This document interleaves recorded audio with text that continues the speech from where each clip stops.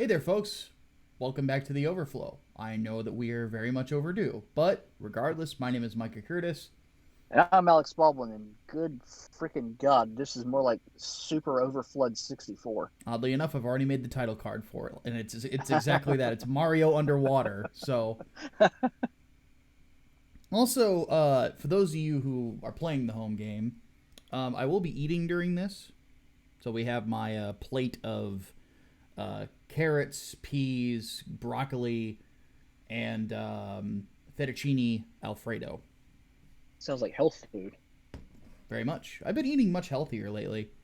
I've lost a little bit of weight because of it, drinking more water. I still have like a couple sodas a day, but two is not bad compared to No. what I was drinking before. Yeah, that's not bad at all. Yep. So I've dropped a few pounds. People have noticed my face is looking a little slimmer, though the beard helps too. Yes, it does. And I went out in like 30-degree weather this morning, and my face was perfectly warm, so the beard is working well.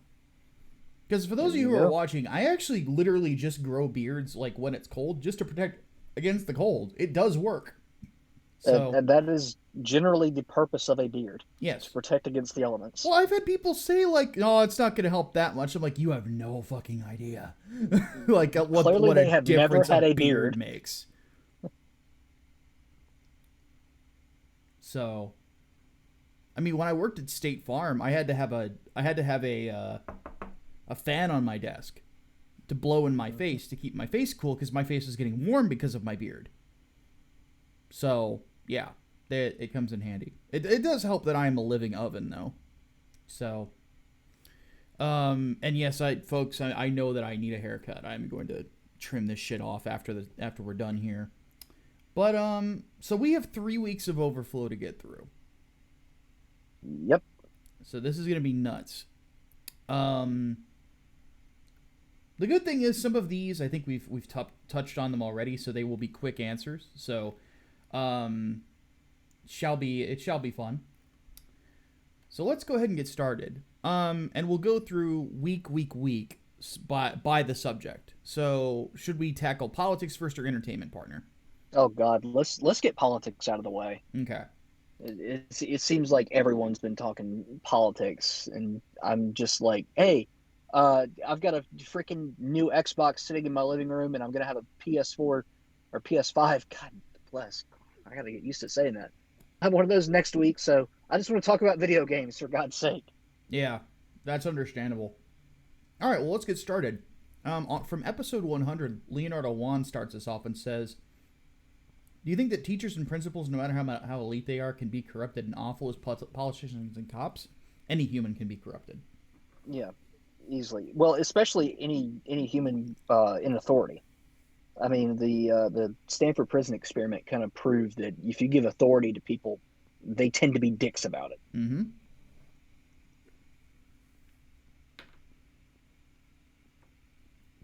Wasn't there a movie about that? The Stanford prison experiment? I Mm-hmm. don't remember. I want to say there was, but Yeah, again, it's just called The I Prison. It has Adrian Brody and Forrest Whitaker in it. sounds about right. So yeah, probably. Let's see here. John Whitesell wants to know, considering the dictionary definition of sexual preference was edited as offensive after Amy Barrett used the phrase, is it a sign of Democrats acting openly Orwellian? Absolutely. I mean, I let's keep wouldn't this in say. mind. It wasn't because it was deemed offensive. It was because it was deemed offensive by one person, Yeah, it was and Maisie that Hirona yeah, Mazie that said it. Hirono, Yeah, who is by the way, Mazie Hirono is the dumbest person in the Senate. she is insane. She's She's yeah, absolutely insane. she's crazy and dumb. That's not Yeah, a good combination. no, That's a it's very not. bad combination, sir. It is incredibly bad. But I wouldn't say this is limited to the Democrats. I'd say it's left in general. Because you've seen how they warp terms and warp words like in real time. I've called some of it out too. How we saw the shift from equality to equity, and people couldn't tell the fucking difference, and they were banking on that, despite the fact that they are entirely different fucking concepts. Yep. Your VP elect even opted for the whole equity versus equality narrative. God, I really hate calling her that. Well, technically she's not yet, Not because the press does not choose that. very, very technically, but Very technically. I'm still of the belief that the numbers are gonna hold true, and that's gonna be. I think they will too, but I'm not going to give her that. I'm not going to give anybody that satisfaction until it's officially decided. Well, Saying this as a member of the press, fuck the press. There you go. Okay. Can I? Why does Leonardo Juan have 2 questions? Um, Probably an accident. I think- Anyway, moving on. Eclectic 1995 says, if you still watch videos by the Distributist, then what are your thoughts on his recent video about new atheism being boring? I have not finished it yet, but I talked to Dave before, and we tend to agree on a lot of things whenever it comes to atheism in general, even though he's a Catholic and I'm a Protestant. Because it largely is, I think, based on a lot of bad premises and a lot of bad assumptions that have carried through the years and have been, I think, debated and thoroughly debunked, but the people who hold the worldview tend to ignore that these discussions happen. And they tend to pull a... they tend to shout people down whenever push comes to shove. I think that one particular instance I was thinking of that I thought of was when people were shouting that Christopher Hitchens beat John Lennox in a debate badly. And I'm like, did you watch the debate? That's a lot of people like in the middle will tell you that that's Hitchens' worst debate because Lennox is probably the most intelligent person he has debated. Lennox was just much more prepared for the discussion, you know? Granted, it helps that Lennox is a theologian and a mathematician. So he has a grasp on both the theological and the practical, which is an important thing if you're going to debate someone who is purely debating the practical. Yeah. So, but I'll have to watch the whole thing and then get back to you on it. Yeah, I don't watch the Distributist videos, but is new atheism even still a thing? Not in the same. I think that the social justice movement that came out of part of it, because I'm sorry, new atheism gave birth to atheism plus. It did. Yeah, undoubtedly it did. And the fact that so many members of the new atheists embrace far left extreme thought, it was an inevitability. Yeah. So. Yeah, and then of course that gave way to the quote unquote skeptic community, and then that's basically died Dead. off. Yeah. So Over politics, oddly enough, because so many of the skeptic community were far left. Mm-hmm. It seems like a lot of the skeptic community just ran face first into Gamergate too. So yeah, God, I hate bringing that back up again, but it seems to be that every part of internet culture. Yeah, the end of any gate that happens, this is going to happen over and over again, is the big popular people will fall face down in the dirt because of bad egotistical decisions, and we'll just leave that at that. That's what happened in GG, and that's what's also happened in New Atheism, because it's just bad decisions and bad thought process, because these guys, they stopped thinking. They got way too high on the smell of their own farts. So, all right. Brian Gilmartin wants to know thoughts on the claim that some boomer leftists that Trump voters are uneducated white men. Well, post-election, that didn't seem to be the case. Nope. Only demographic that he lost support in. So there you go. Once again, facts prove him wrong. The Republican Party has become the party of the everyman. I know, right? It's crazy to think about. Ultimate Agent wants to know, have you heard about Keith Olbermann going full movie Bob by suggesting that conservatives should be sent to death camps? Yeah. I did. There's a reason he doesn't work at any major networks and never will again. Yeah, He is a fucking literally lunatic. insane. He needs to take his fucking medicine. Mm-hmm.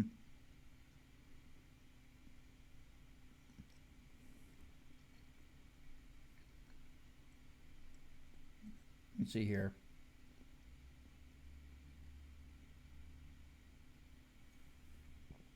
So this one is obviously a little moot because the election is so far along. It's not officially over, but it's definitely at the end point until the court cases go through. And then we'll see what happens with the recounts. But have you heard about Keith? I'm sorry. What would be the worst or best that could happen under a Biden presidency if he wins? So, and this is the thing I've been trying to tell people every time I've been telling people to calm the fuck down. Seriously, calm down. Stop it. No doomer. The problems that we're going to see are going to come in the area of foreign policy. Because Biden is going to go back to Iran and start fondling some Iraqi balls or Iranian balls. Because for some reason, the left wants to elevate them, even though they have a Death to America Day. And that's potentially going to undo the work that Trump has done in the Middle East. Well, he's going to piss off this new alliance that Trump has made. They're all going to be like, "What the fuck are you doing? Why are you dealing with these people who want us to die?" Yep. Because you'll notice every nation that Trump has brokered peace between them and Israel hates Iran. Yep. That's the boiler point, you know? Yep. So that's going to be a big problem. So don't be surprised if we start to see terror attacks in the next 4 years from Iranian-backed groups to our allies. Yep. It's going to happen because Biden, the left, like the fact of the matter is this, when it comes to foreign policy, I am done saying that the left is ignorant on it. I am purely thinking they're close to suicidal. Yeah. They are so stupid. They actually have fallen into this idea that the Iranians and the Palestinians are these people that if you just throw money at them, they're going to get better. They're just going to buy more bombs to throw at the people that their religion says need to die. That's it. It's self-destructive naivete. Yeah. It's bullshit. But yeah, we'll see that in the Middle East. Biden will be soft on China, and so China will be able to get away with a lot more shit. I won't be surprised if he tries to dredge up the husk of the Trans-Pacific Partnership to get into that, which will be absolutely fucking detrimental. All the progress with peace talks with North Korea are going to go bye-bye. So, put them right back up on the fucking enemies list where they were before the Obama years. What the fuck else? The Paris Climate Agreement, he's already said he's going to rejoin that day one. So, which the Senate will get involved in. Well, they better. Well, they're going to have to because part of that is like tax oriented. Yeah. Well, that, and also they could very well argue that because it's technically a treaty that the executive branch does not have the right to sign it. Yes. That it does have to pass through Congress. That would be, it'd be hard because getting into it and then getting out of it without congressional approval first, that's one fucking thing. So we'll see how that plays out. But there is an argument to be made there at the very least. Yep. but yeah, it's mostly foreign policy. It's, something that I've read and that I've noticed too is that um, Biden and the transition team is shutting out Bernie and Elizabeth Warren and the progressive wing. Mm-hmm. And Miss Occasional Cortex is also rather pissed off too. Oh yeah. So that gives me some hope that maybe they aren't as beholden to the radical left as the DNC platform made me think. Well, the Democrats are pissed. Well, Did you see what Jim as they should Clyburn be. said? Oh yeah, oh yeah. He's It like, wasn't just defund the him. cops cost us seats. Fucking, I can't remember who it was. It was someone in New York, I think. He was like, do we actually want to govern or do we want to be internet famous? Directly referencing fucking Ocasio-Cortez. Oh yeah. And I'm like, okay, they might actually be waking up now. Then there's Joe Manchin. They might actually. Can't forget Joe. Yep. The last of the Blue Dogs. Yeah, he says defund my butt. The only Democrat that I really have respect for. Yeah. He and then Occasional Cortex actually put like a picture of her glaring at him. Oh yeah, then people mocked it like you literally can do nothing to him.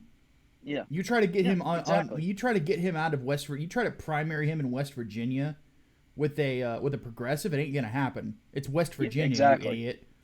Exactly. The only way that he is getting out of West Virginia is when he fucking retires. Mm-hmm. That's it. He's very well liked. Yes, he is, and in a for red a good state, fucking mind reason. you. Yeah. A very, very red state. So, yeah.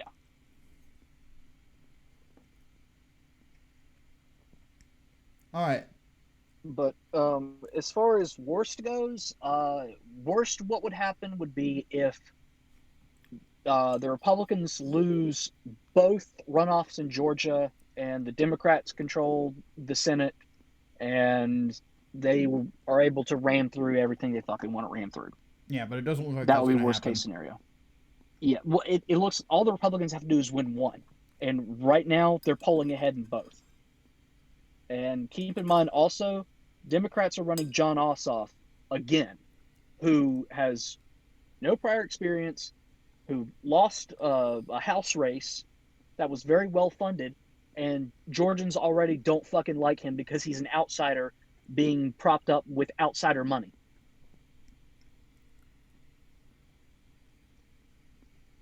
Yeah, so I'm not worried about the Senate, personally. And I'm definitely not worried about the House either. Yep. So, I expect the squad to get sanctioned off. Yeah, well, they're adding another member to the squad, too. I know, but they've sort of outlived their usefulness. Oh, yeah, they're gonna, yeah.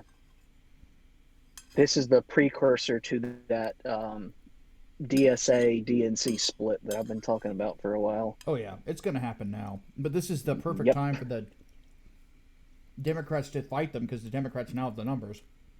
Yep. In 10 years they wouldn't. So trust me, folks, the civil war that's going on between the Democrats right now is a good thing. Now's the time for it to happen. Yep. Because who wins when one party splits in two? Well, whoever wins, they lose in the long run. Exactly. The opposition party wins. Spoilers.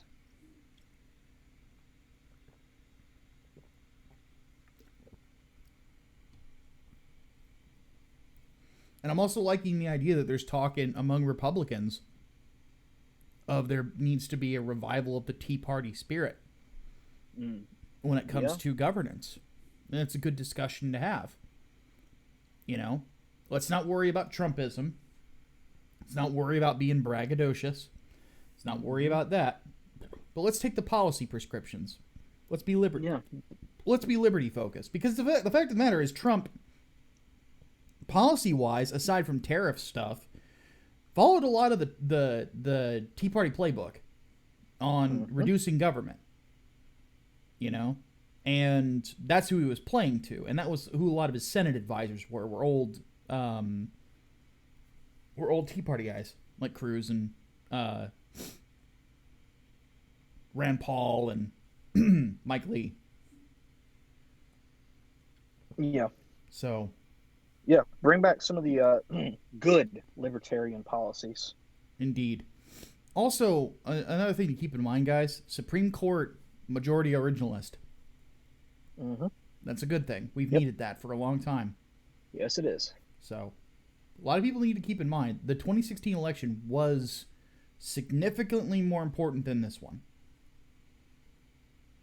Significantly. Yep. All right. This one we answered on the podcast, but I'm going to just touch on it really quick. Miguel Barrera says no, he's not a religious fanatic. Isn't peace in the Middle East a sign of the end times? No, the opposite. Yeah.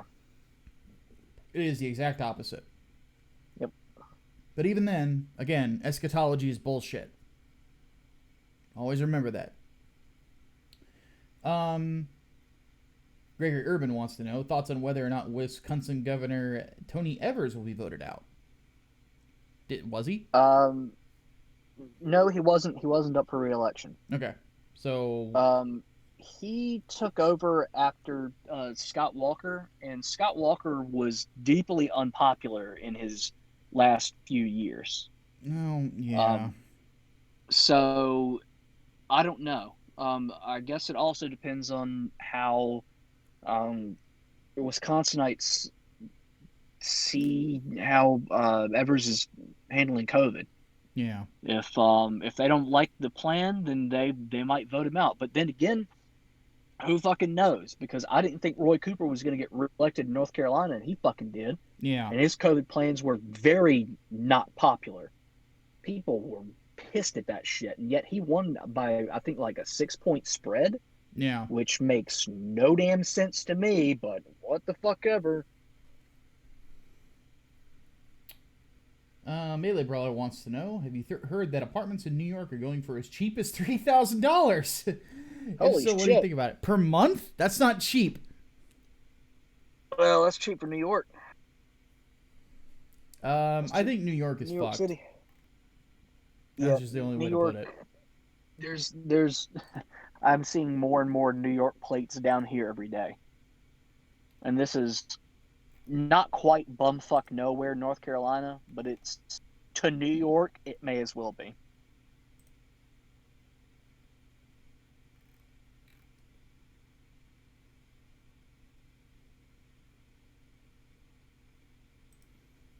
All right. Now for the next week, politics-wise. So this is from the 29th of October. Given all the stuff that's come out, do you think Trump-Russia stuff was a projection from the Democratic Party? Yes. Absolutely. So, now we've kind of beaten that horse to death. Crystal Hydra wants to know, if Trump wins, and I guess this is still a question because, again, the cases have not gone through. Do we think the left will try more Russiagate nonsense? Well, at this point, yeah, it's going to be yes. But this time they're going to try to delegitimize the election because, it went to because there were recounts. Yeah. So. Yeah, they're already trying to say the election was fair and blah blah blah blah blah. If it goes to recounts and the recounts come in favor of Trump, then suddenly that's going to flip and they're going to say, actually, no, this was not a fair election. We have to look into making sure it was secure and that the Russians didn't hack anything. And yeah, well, the Georgia has already ordered one, so Georgia will be recounted. Hand recount. I believe some counties in Pennsylvania are also going to be hand recounting, and a lot of the states that had computer errors. Yeah, and these are hand recounts. These are not, throw it into a fucking machine and have them do it. No. Yeah. They have to hand recount everything. This is Florida 2000 hand recount. Yeah. And this is the thing. It's like, and this is my thing is like, look, I understand that some people want Joe Biden to be president. That's fine. And I don't agree with you, but it is what it is. However, there is a mutual agreement that I would think that sensible people would be able to come to. And that's anytime that there are hijinks during an election, we should be worried as a country. Yeah. Because that's our voice being taken from us as normal people. Yeah. Yeah. Anytime. Yeah. So I don't have a problem. In the same way back in 2000, I know I was just a kid, but I didn't have problems with Al Gore requesting a recount either. Mm-hmm. Now, after the recount happened and he clearly lost, and he kept whining about it and asking for another one, then we were beating a dead horse. But prior to that, there was nothing wrong with asking. Yeah. Absolutely. So if Joe Biden has been elected president, then there needs to be no doubt. Mm-hmm. Zero doubt. So just let the recounts happen, let the fucking lawsuits go through, and let there be zero doubt that he was elected fairly. Yeah. By the way, if the shoe was on the other foot and Trump had won on election night, or the day after, I should say, because God, that sucked. But and the hijinks had been in Trump's favor, and Biden wanted to recount, I'd say go for it. Absolutely. Because Abso-fucking-lutely. Yeah. It's not about left or right in this particular scenario, and a lot of people don't seem to understand that. It's not about left or right. It's about fair elections. It's about the people's voice. It's about being able to trust in the process. If that trust is eroded, then why the fuck is anyone going to bother voting in the future? Exactly. We want people to turn out and vote. Exactly. As a country. Exactly. People need to know that their decisions matter. God damn it. Keeps us from becoming commies. Damn straight. All right. Brian Gilmartin wants to know, why do boomers still trust MSM when it's already been exposed as corrupt? Sounds to me like they're brain dead. You have to keep in mind, the normies do not follow the internet like you do. No, they don't. And also when it comes to boomers, you're basically telling them that 50, 60, 70 years of what they know is wrong. That is, you basically be trying to deprogram them at that point. And that's very difficult. If you guys know what the fuck I'm talking about, deprogramming is incredibly difficult. People form habits. Just the beginning and the end of it. All right. Yep. Angry Green Boss wants to know, what would be the best criticism of the Catholic Church from a Christian perspective? No, that one's hard. Oh, God. Where to even begin? Well, the concept of a pope is dumb. Yeah. There is no human being that is more holy than another. Yeah. That's not biblical at all. The idea of a mandate from heaven kind of falls apart when you consider, the entire book of Acts, because had Peter been given that divine authority by Christ himself, there would be more, Peter leading everybody in the book of Acts, but it wasn't. So what are you gonna fucking do about it? Yeah. Jesus, Siri. I don't know why Siri keeps getting activated. The concept of the saint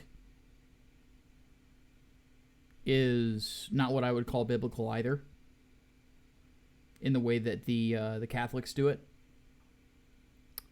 Again, because there is no one human that is more holy than the other.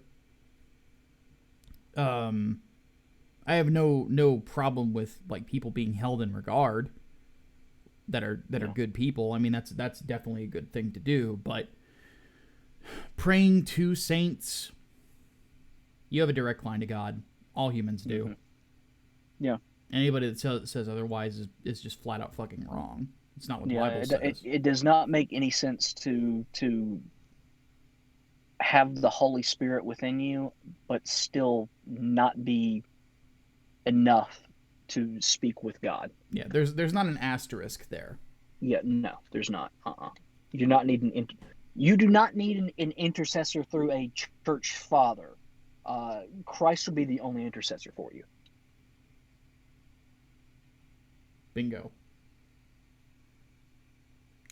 Melee Brawler wants to know, did you know the Pope legalized gay marriage within the church? What are your thoughts on that? Did he? Did he? I don't think he did. I don't think I think he did he either. voiced support for civil unions. Yeah, that's it, and that is definitely different from gay marriage. Yeah, but the Catholic Church is not happy with him. Yeah.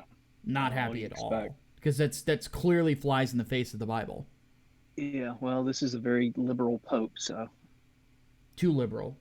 If you're placing liberal politics above the divinity of God, you're a bad spiritual leader. Period. Point blank. Because, and this is something about, and this is generally my point whenever it comes to preachers in general. Politics are not the task of a Christian. Is one of my favorite quotes from Dietrich Bonhoeffer, meaning that when it comes to the eternal, when it comes to the soul, when it comes to the elements of ourselves that need to be devoted to God and where we need to place Him, having politics take priority over those things and what it says in the Bible is heretical. Period. Yeah. Point blank. And I know people don't like it when I do that, but God is more of an authority on existence than I am. I just follow. So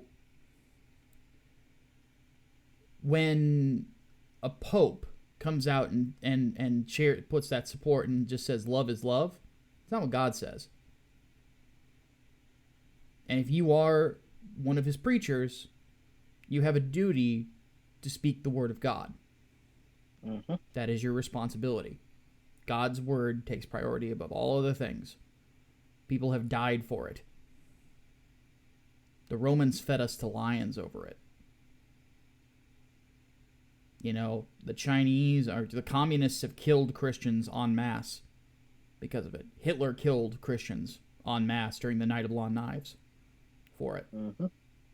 We've been persecuted the world over for our adherence to the divinity of God. And to place oneself as a spiritual leader above that and state what is when it is not, you place yourself above God, and that's sacrilege. So we have a pope that is one of the worst spiritual leaders I think that I've ever seen in my life. Because he seems to play, and this is just my opinion, he places the throne of the Pope above the throne of God. Yeah. But God didn't put it there. As far as I'm concerned, God didn't approve the throne of the Pope. He's just a guy. But that's why I'm a Protestant. All Catholics are just dudes. I don't care what collar you wear.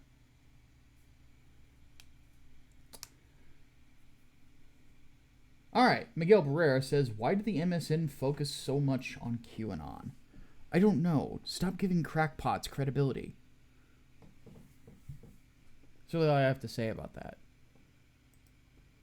Mm-hmm.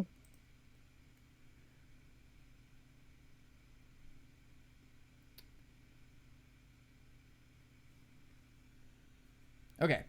The next week, Leonardo Juan asks if Biden wins, does that mean that Silicon Valley has no limitation on banning people simply because the CEO and the employees don't like them without consequences? Again, that's legislative, not executive.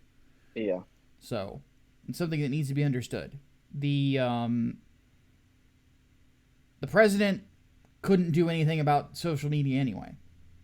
That's up to the Senate and the House because they make law.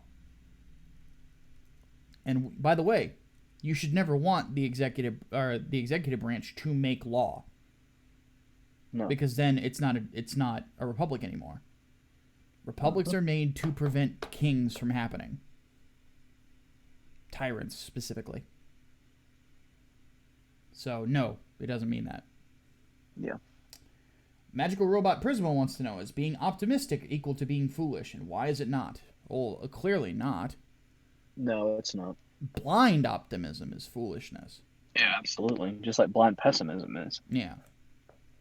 Blind anything. Emphasis on the blind foolhardy. part.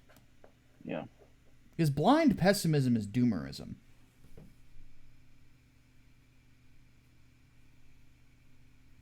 This is just the fact. I've actually put a doomer ban in my Discord server. Yeah. And I have been fucking... Like, the beatings have been continuing until morale improves. Yeah. Like... Optimus, who, you know, helps mod for us, has been like, dude, you have been no simpy since the election. I'm like, yeah, exactly. Because if you place not your faith in men, goddammit. I did not place my faith in Donald Trump. My faith is with God. As such, I have nothing to fear. That's why I always tell people, don't check into the cult of personality of people. Don't assume that people are ever going to always be the best thing that you're ever going to see. They will continue to disappoint you. So no, is optimism foolish? Of course not. No, it's not. There's zero things foolish about looking on the bright side of things. It's good for your mental health to embrace the positive things. Little things. Little things you do in your mind like can make the day better. I still am of the belief that pessimism is actually better than people think, because you're either always right or pleasantly surprised. There's some truth to that, but I like to be optimistic about the micro. Yeah. The macro, I can't control it, so I can be pessimistic and be safe. The micro I can control, because the micro is me. My day. Yeah. So when I woke up, I ate some tasty food. So I'm happy about that. You know, I don't actually like smile very often, honestly. But I'm smiling on the inside most times. Because I am pretty content. I have a good life. I get to do what I want. My work day is I'm at my desk most of the day. But at the same time, I'm not working that much. Oftentimes I'm reading or playing a game or talking to my friends and stuff like that. You know? And it's getting cold outside, so there's going to be a lot more of that. But life is good, you know? And I shouldn't overly focus on the things I can't control. Because when you do, you will find that the world is kind of depressing out there. There are sad things going on that you can't do anything about. Because you are powerless to stop them, because you are not God. So what you need to do is do the little things that you can do to have an effect on things. With me, it's my writing. If I can make good comic books, if I can write great articles, if I can do good live streams and shows like this, well, if it makes one person's day just a little bit better, my mission's accomplished, and I feel good about it. Because one thing that honestly like makes me feel good, and Hatman could probably attest to this too, is just when somebody says, that was a great show. Or that was a great article, you know? Yep. And if people don't like it, well, then that's okay. You know, maybe they'll like the next one. No reason to get down about it. The other thing that I've noticed that has helped me a lot lately is that whenever something doesn't go quite the way I would like it to, I just pray about it. You know, short prayer of what my concerns are. And I feel a lot better because I've placed it in the hands of someone that is greater than myself. It's much more secure that way. So no. Optimism is a good thing. Because good things can happen. And good things happen every day. And you should always emphasize them. Even if it's just a good burger. If you ate a good burger, you need to remember that burger. And there's a reason for it. You remember how good that thing tasted? You remember if you made it, that's an accomplishment. You make a damn good burger. That's something to be happy about. Not everybody can do that, you know? And if somebody else did it for you, then that person was blessed with the ability to make you a damn good burger. That's something to be happy about. Even if it's the little things. If you let the little things be points of enjoyment of your day, and if they go well and you remark on that in your mind, what your mind will consistently do is start to create a positive feedback loop. And then you start to realize that your day went a lot better than you thought it did. Like yesterday for me. I was just sitting around here, and then I realized, like, man, I'm going to have some great streams in the future. And I'll show you guys why. Because I've got Shadow Gundam. And there's more. I've got the Master Gundam.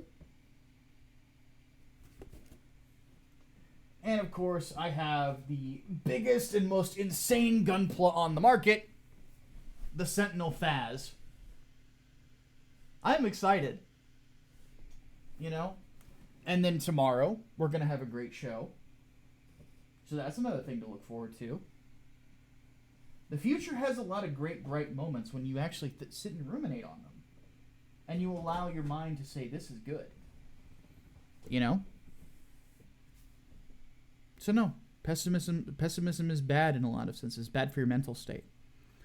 Especially on the micro. If you have even one good thing happen in your day, focus on that and let it bring you joy. Little piece of wisdom from me today. Okay.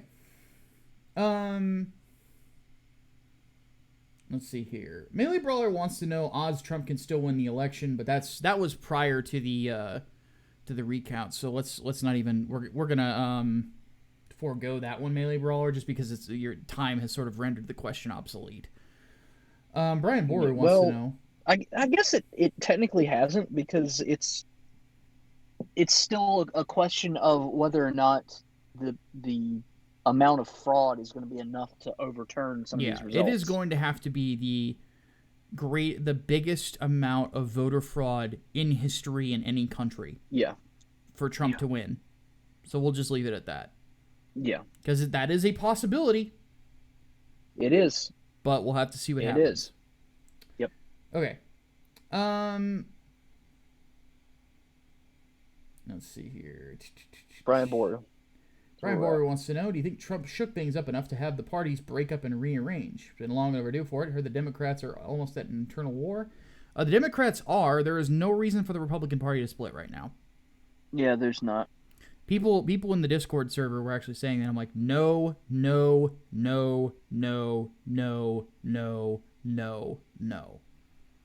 I said no more times than I did when I saw Doom Guy applying to applying to work at Femboy Hooters. Okay, like I'm like, no, this is fucking stupid. You should not wish for that. The Democrats have a problem of policy. The Republicans have a problem of sloganeering, basically. That's about it. It's how to get the message out there, as opposed to what their policy and agendas should be. Yeah, because they've got the stronger policy. Yeah, and that's why they're not fighting over it. Like there's no worry there. The neocons have basically fallen away. They're not even a factor anymore. That's why the Lincoln Project is so fucking pissed. Because the Lincoln Project is just full of old guard Republicans who are pissed off that they lost the party. Mm-hmm. Half of them were John McCain supporters. Mm-hmm. So Republicans don't have that problem. Democrats, let them fight. Fuck them. Yeah. Tora90 wants to know how likely is it that Biden will be able to get more gun control passed. Not unlikely. Laws, not going to happen. Executive order, he could probably do a few things, but they got to be able to go through the courts. Yeah, because if there's anything the Trump administration has proven, it's that executive orders can be taken to fucking court and be fucking overturned because of it. Yep. So expect if not he something tries to ban magazines and things like that, the NRA is going to take him to court. Yeah. They'll be the first to Probably sue him. the most likely thing that he could actually do and have stick is to require a NICS check for ammunition purchases. Yes. That is the only thing that I could see him using the power of the pen for and having the courts agree with, which would basically mean you would not be able to buy ammo online because you would have to send it to an FFL and you have to pay the transfer fee for it, which everyone would be pissed off at, and nobody would sell ammo online for. And you'd see a shit ton of people get into reloading as a result. Mm-hmm.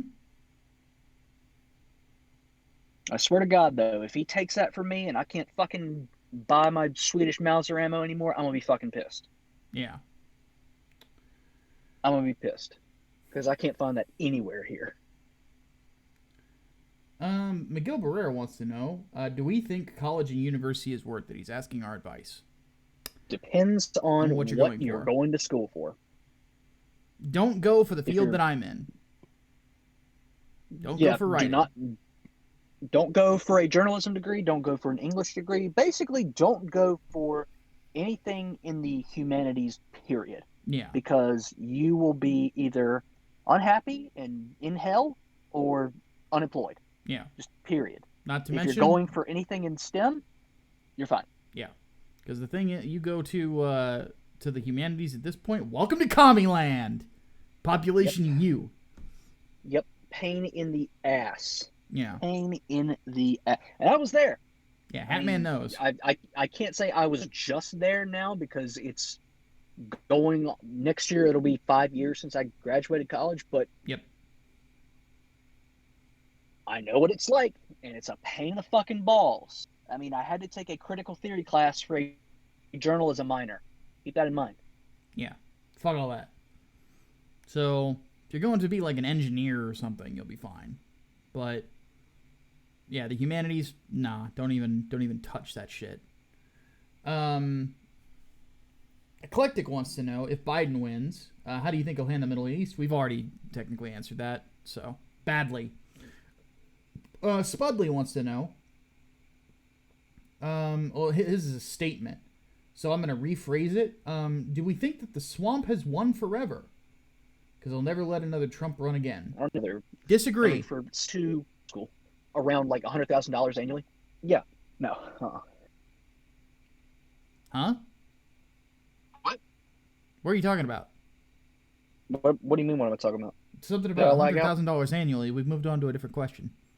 Oh, whoa! I lagged out completely. Then I was saying with trade and technical schools, I was like, did you know plumbers can make like $100,000 annually? Yes. Yes, absolutely. Yeah, that's freaking crazy. Yeah. You'd be stupid not to take that kind of money. I think Optimus's dad did that like years ago. So, yeah. Miguel, if you ever want to ask Optimus about that, feel free. He'll answer. I mean, it's shit work, but hey, it's money. Yeah, exactly. It's good money. It's a good way to live. And it's blue-collar labor. Blue-collar labor is a good way to live. Seriously. Yeah. The jobs are always going to be around. There's always going to be demand for that shit. So pun totally intended. Anyway, we need to move on. So yeah, let's go. Do we think that there will never be another Trump running again that is going to try to drain the swamp? I disagree completely. I have 2 words for you. Ronald Reagan. Yeah, true. Ronald Reagan did it before Trump did. Yep. It took the supposed swamp a long time to get back to the level it's at from Reagan. Long time. It's going to take the Democrats now to do it because Biden is, if he wins the presidency officially, he is the first president in ages to not have the Senate going into his presidency. Mm-hmm. That's going to cut him off at the knees. Yep. So I'm not worried because a lot of the Republicans that are in government these days are small government Republicans. Mm-hmm. I ain't even worried. Because the other thing about Ronald Reagan is that he had such a huge effect on conservatism that his legacy still lives on in the party, more so than the neocons of the world. The neocons were kind of a fad, in a sense. They've fallen away. Yeah. Because at the end of the day, their willingness to interfere in the market and their willingness to play along with left-leaning politics, people didn't like it. And I can't blame them. So, now, somebody with Trump's personality, yeah, that ain't gonna ever happen again. No, I'm still of the opinion that if Trump lost, it's because of Trump's attitude, not because of his policies. Someone with Trump's attitude, I think the charisma, of course, you're going to see again, because A good politician will be charismatic.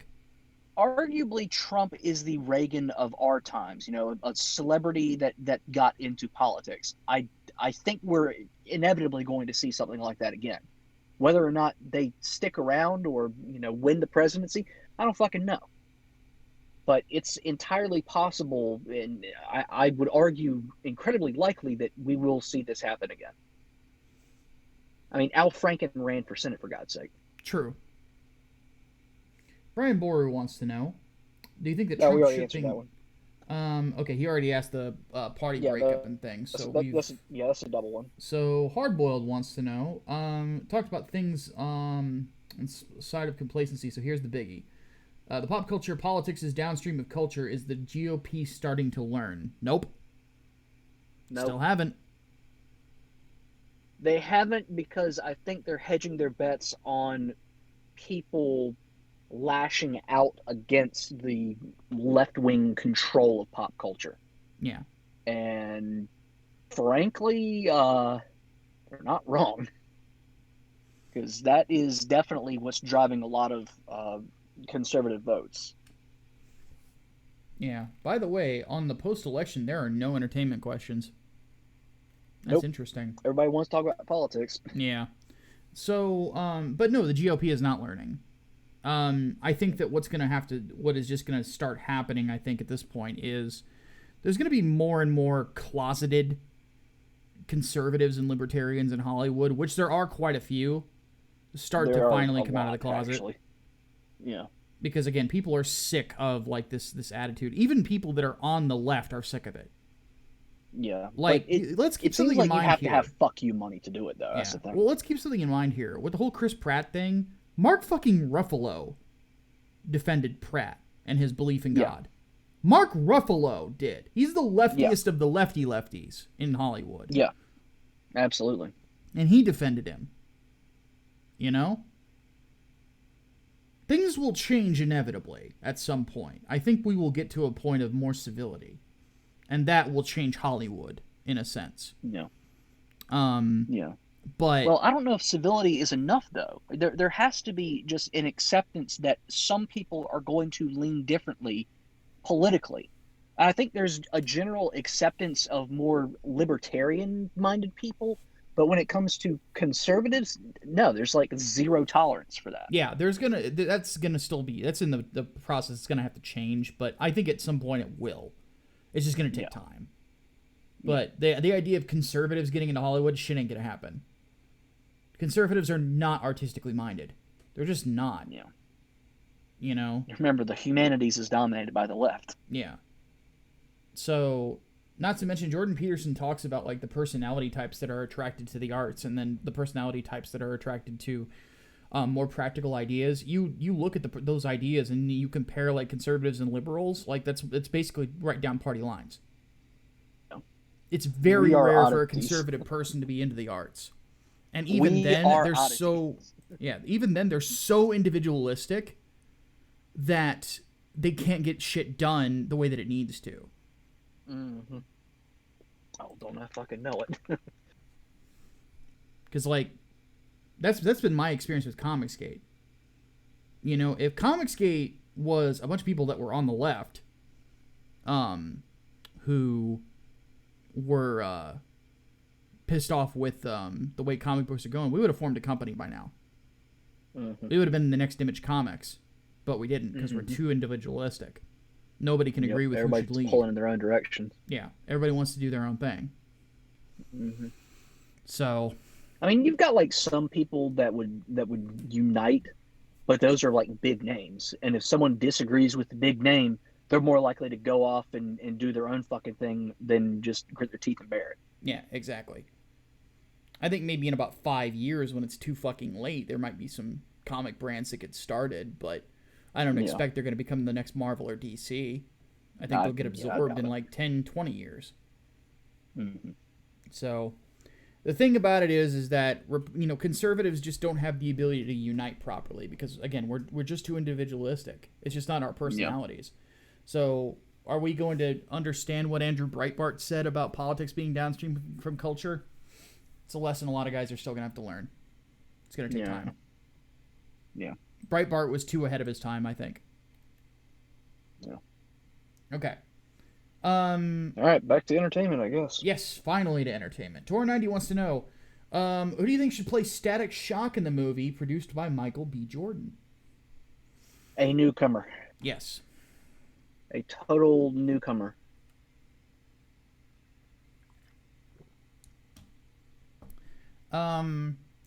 Zach Loggins wants to know, are we looking forward to Cyberpunk 2077 at all? I am. Yes. I'm looking forward to playing it. Yep, that's actually the only game that I wanted to buy on the launch. Well, I guess technically it wasn't going to be at launch for Xbox Series X or whatever the fuck. But that was one of the games that I wanted for it, and now I have to wait. So there you go. Black Knight Rex wants to know, we heard the devs of Baldur's Gate 3 being mad that the most common character made in their character creation is a white male. Well, it's predominantly who plays their games. Well, let them be fucking mad. Yeah. The thing that comes to my mind more so than anything is just there is a they also didn't have a lot of different races that you could play as when they did the launch for it. Now it's not technically done; it's still in early access, but like you can't be a half orc. That's why I haven't bought it yet. I want to be Blarg. I know there's no like racial bonuses and stuff like that. Like they took that shit out, but I don't give a fuck. I want to be Blarg. I'd be big dumb half orc. You know, I want to do my whole playthrough in character as Blarg. It'd be fucking awesome. Somebody pisses me off, I'm just gonna embed an axe in their face. You fucking know. Like that shut him up. Fucking Blarg. Fucking Blarg. I can't wait to write that book or that comic someday. It's gonna be fun. It's gonna be very fun.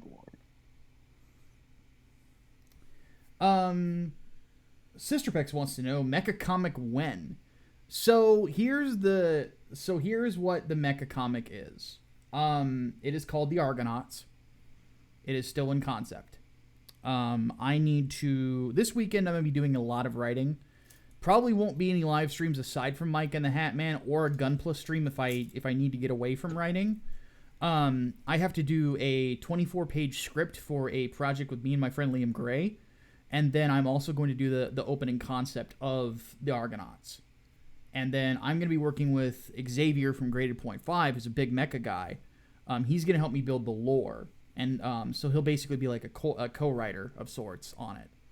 And I don't know when it's going to happen. We'd have to nail down the team.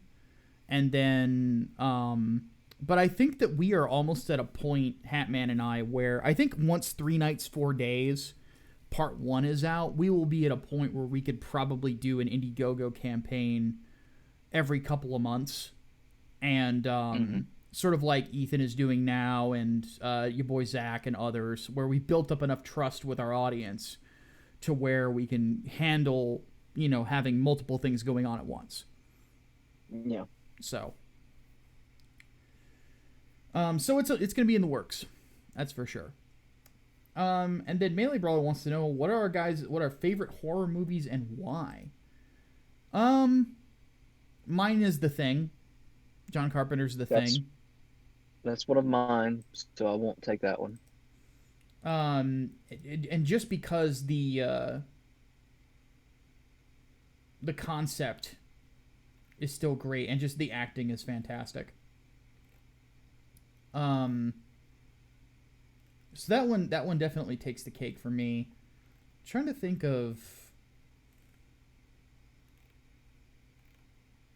what would be your favorite, partner. Uh-oh. Did I lag out again? You're good now. What would be your favorite? How about lagged out? Hat man. What would be your favorite? Can you hear me? Yes. Can you hear me now? Okay, good. Um, did you pick your John Carpenter slate basically? Yes. Because I didn't hear half of what you said. I picked John Carpenter's The Thing. As your favorite? Yes, it is my favorite of all time. Okay, I thought you were gonna pick like, you know, The Thing, Halloween, and like Prince of Darkness or The Fog or something. No, And just no, do no. a straight John Carpenter slate. No, because for me, it's like my second favorite is probably Event Horizon, and then third would probably be Hellraiser. Ooh, good. Interesting. So, uh,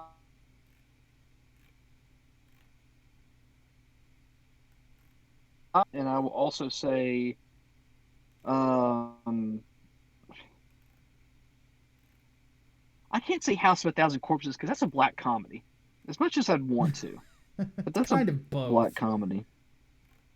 Yeah. Because I would say like something like Tucker and Dale versus always thought Evil that is was more of a black comedy. Yeah. Well, I guess it's just the way that Rob Zombie handles the material. It's for people who have twisted senses of humor. Yeah. Alien is a great horror movie.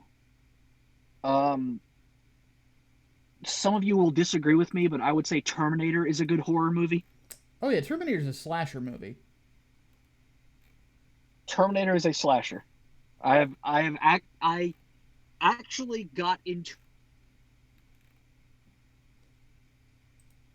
lean over that fact. No, it's just a sci-fi thriller. I'm like, no, it's a slasher.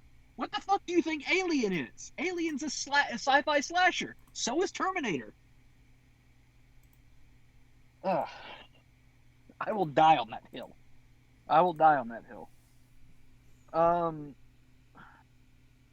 And I guess I'll put The Fly on that list too. The Fly's a great I just pick. watched that. I just watched that movie. It was on sale, and I bought it, and I watched it again recently, and it is still probably my favorite body horror movie. And Cronenberg is fucking great. Oh yeah, it's Cronenberg's best film, to say the least. Absolutely. And I say that as somebody who loves Videodrome. You know, loves a lot of his other stuff. But God, The Fly was on a different level. Oh yeah. The insect politics speech, that monologue, is still amazing. Yeah. Goldblum's best performance, yes or no? I would say yes. I think so too. I don't think anything else really comes close. Even Ian Malcolm, I think Seth Brundle is his best by far. Yeah. All right. Nick White wants to know for the next week, have I ever heard of the Gundam series Thunderbolt? He bought the manga series a couple days ago. Thunderbolt is a weird one. I actively don't like the first season of Thunderbolt. I don't like the first part. I think that E.O. Fleming is the worst Gundam pilot ever. He's the least likable. He's just a prick. He's a sadistic prick. There's nothing else to him in the first season of Thunderbolt at all. He's just a sadistic prick. The Xeon pilots are basically there to depress the fuck out of you. The Living Dead unit. The only thing notable to me about the first season of Thunderbolt is that you get to see in first person exactly how deadly a Gundam is and like what made it so different from any other mobile suit at the time.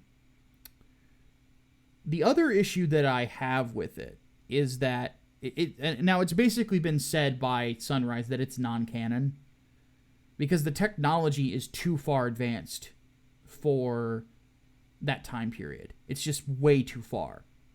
Gundams that were like that were not being built until 10 years later. So it kind of has to be taken as its own thing, you know. The second season of Thunderbolt though was much better. It was much better. E.O. Fleming got some character development. He wasn't just a prick. It wasn't as overly depressing, and I kind of wish that it was going to get a third season, but it's not going to, apparently. So, it was weird, because, yeah, the second season of it just won me back over. I was like, whoa, this was great, you know? So that's my thoughts on Thunderbolt. I mean, again, it's that first season, I'm just like, fuck this, but the second season is much better. So... let's see. Have you ever seen Thunderbolt Hat-Man? No, I have not. No, you're not missing out. You're not. Okay. Hardboiled wants to know thoughts on Ray Fisher saying that Whedon was pretty racist about the Justice League reshoots. I think we answered that in the chat though. In which case, yeah, fuck Joss Whedon. Yeah, fuck him. Miguel Barrera wants to know, with comic book journos always stating that DC and Marvel universes are powerful, do you think certain super robots will ever change that perception, like Mazinger Zero? No.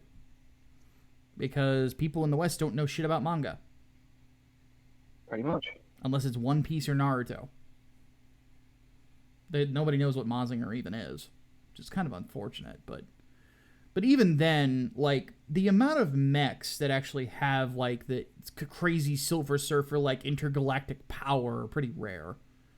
Mostly because it doesn't make for good storytelling a lot of times. So,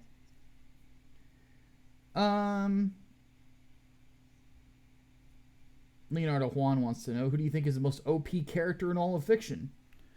Silver Age Superman, it's not even close. You wouldn't put the one above all? Not really a character. It's just Stan Lee. Yeah. This is true.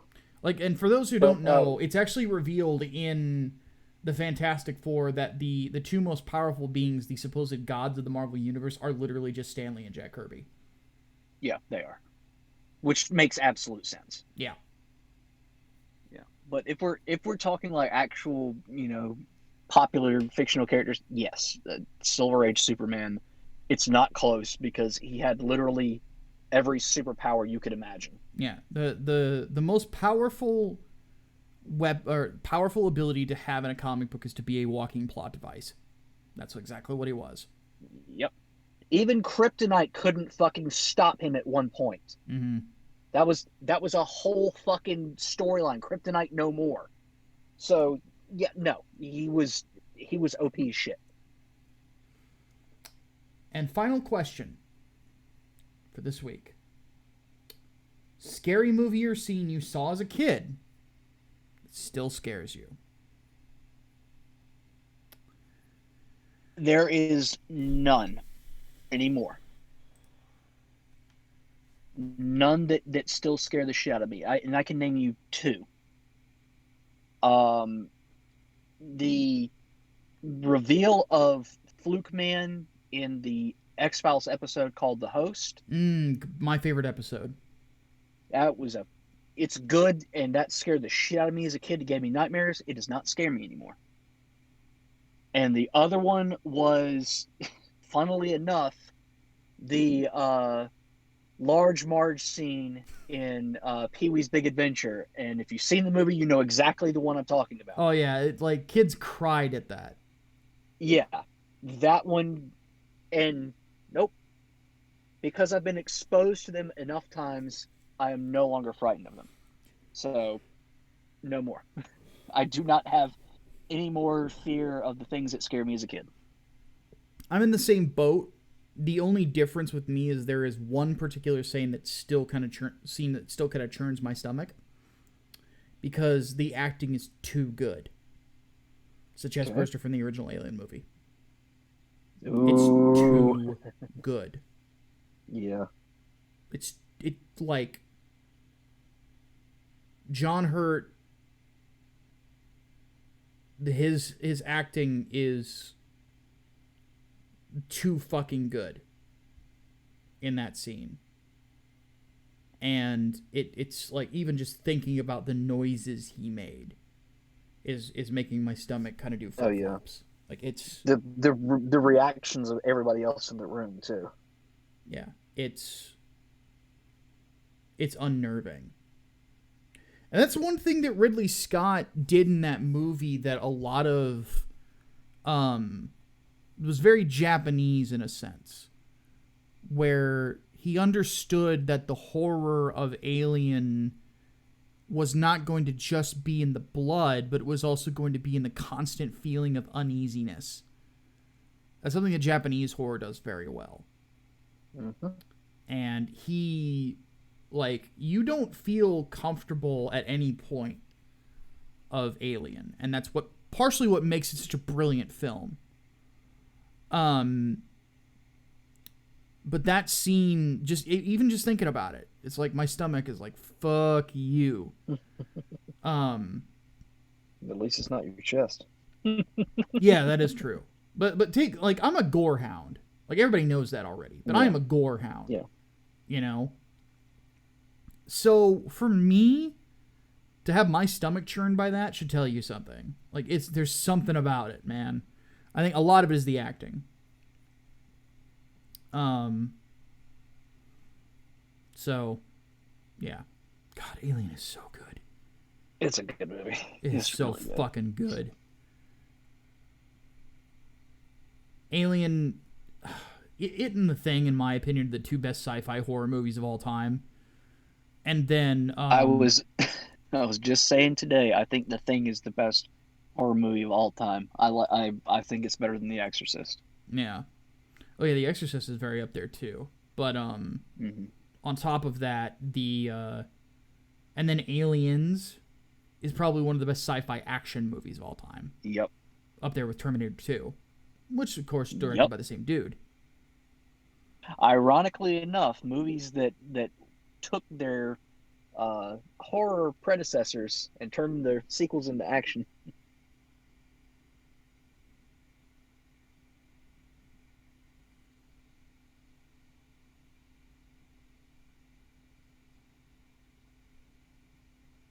Lag out again? Nope, you're good. I just got really quiet because I was just thinking to myself, a scene just popped into my head, and it just made me realize I really wish that I could write an Alien versus Predator movie. Oh God. So let me play it out for you. And this will be so you guys are about to see like how Hatman and I actually like brainstorm random shit for Englewood and stuff. I'll just get an idea for a scene in my head and I'll run it by him and then I'll write it later. But in this case, I can't because it's a pre-established franchise. But so I was just thinking to myself, like a hallway scene, like Aliens. You've got two colonial marines that were just holding off a predator, barely surviving the battle. And then one of them, like the predator, has like his claw out. And he's trying to press it down against the Marine who has his pulse rifle blocking the blade, basically, and just trying to keep him away from him. And then suddenly they hear the scream of an alien, and both of them look up towards it. Oh shit! And they're like, "Uh-oh."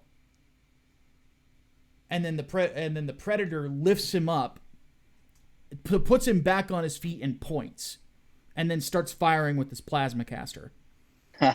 And then the three of them start laying down covering fire, trying to kill as many as possible.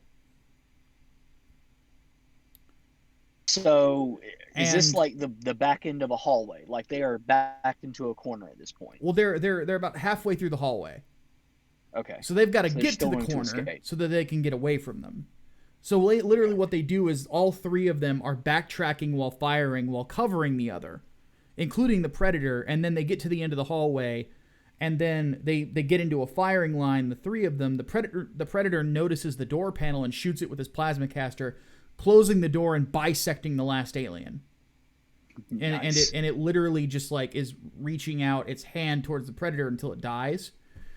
Mm-hmm. And then just the two of them, just the two soldiers are just breathing heavy. And then the predator just kind of goes like he's got to chill up his spine. Mm-hmm. And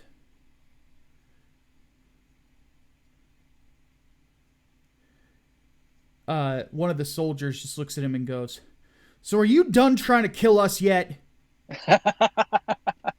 There you go. And the predator just There you walks go. off, and they follow it.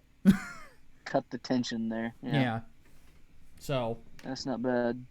See, either that or the predator just like shirks one of them through the back, just right after they get all to safety. But that might seem a little too out of character. yeah.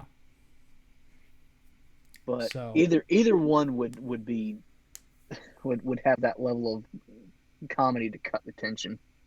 pretty much. Yeah, that's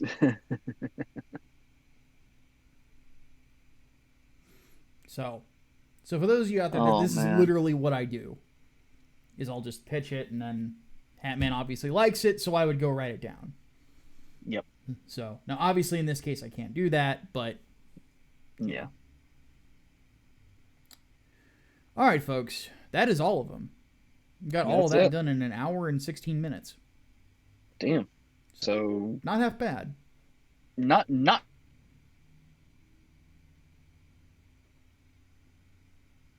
quite in.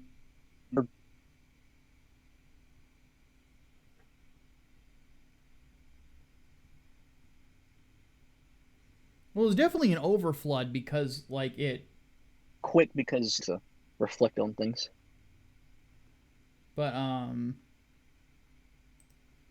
yeah, what we will go ahead and do, I will go ahead and get this uploaded, and then tomorrow, of course, is the podcast, which hopefully we'll see you all there, 5 p.m. Central Standard Time. And Hatman, do you have any final words?